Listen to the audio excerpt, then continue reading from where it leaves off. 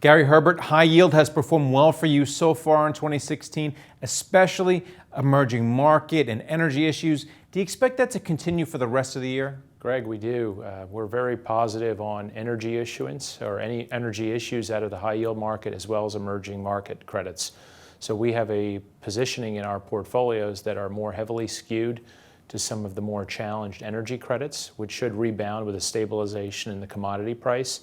And as well, given the modest recovery we're starting to see in emerging markets in places like Brazil and Argentina, we've got a pretty significant position there. So we're optimistic about the outlook in both of those segments of the credit markets. And will that optimism last even if the Fed hikes rates in September, maybe even another one later on in 2016, because that traditionally hurts emerging markets? Your points are well taken. We think the Fed will raise rates once and only in December. So our viewpoint, the reason why we're tilted towards the energy and the emerging market credits is that we think the Fed will be essentially on hold until after the election in the U.S. So we think that segment of the market will continue to perform well. I think we'll need to reconsider some of those positions in the November time period. And you're also long duration treasuries. So you have a barbell approach. You have a little bit of risk out there, but you're playing it safe with regard to your treasury position. Yeah, we coined that phrase, the barbell approach towards our portfolio in the end of 2015. We had a skew towards energy credits, emerging market credits, as well as owning high quality, long duration sovereigns. So U.S. Treasuries, UK gilts, Australian government bonds, and New Zealand government bonds all hedged back to the dollar.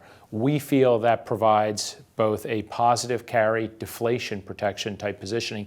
And if the Fed in fact raises rates earlier than we anticipate, not in fact in December, but rather in September, we think the actual long end of the curve will flatten. So you'd see a big rally in safe haven duration positions, which would offset some of the potential losses in emerging market and energy credits. And you also own a lot of mortgage-backed securities in your portfolio.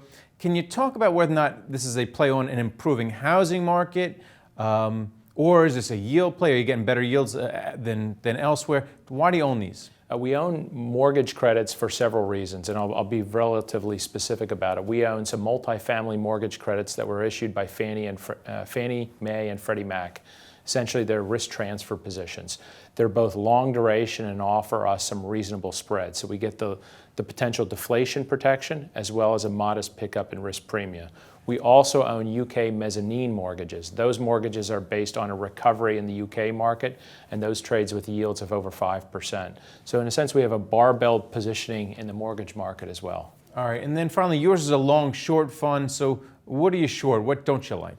We're not short all that much, ironically. What we've basically made sure we don't own a lot of in the portfolio are effectively double B as well as single B credits in the European markets. We've basically viewed quantitative easing there as well as bond purchases as driving yields to levels that we don't believe compensate us for very significant credit risk. Got to get paid. Thanks a lot, Gary. Thank you, Greg. And thank you for watching The Street.